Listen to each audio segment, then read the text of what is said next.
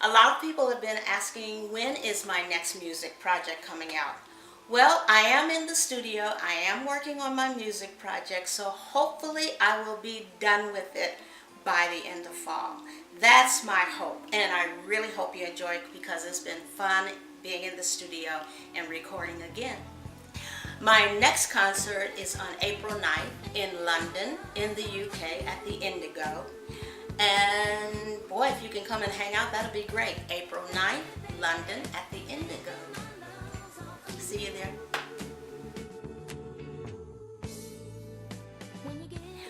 This one is about an old friend of mine, David Gest. Now, a lot of you may not know who David Gest is. David Gest started out as my very first publicist when I came out with my first record. And then later on, he began to produce events in these big affairs, and it was really exciting because I would be sitting next to Anthony Quinn or Esther Williams or Jane Wyatt. He really liked to put old Hollywood together with new Hollywood, so it was very exciting to go to these various events that he put on. So one year, he put on a concert and an event in Hawaii, and we were there just hanging out.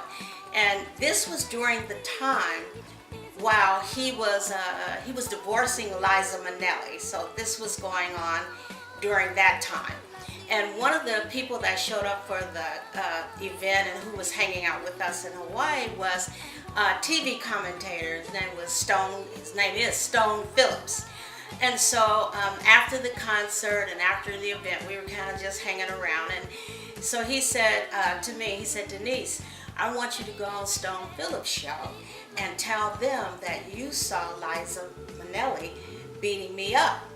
And I looked at him and I looked at Stone Phillips and I said, "I am not going to say that. I know that you asked James Ingram to tell that story, but I am not going to tell that story. Because, honey, if I had been there when Liza was beating you up, I would have held you down so she could get a couple of licks in."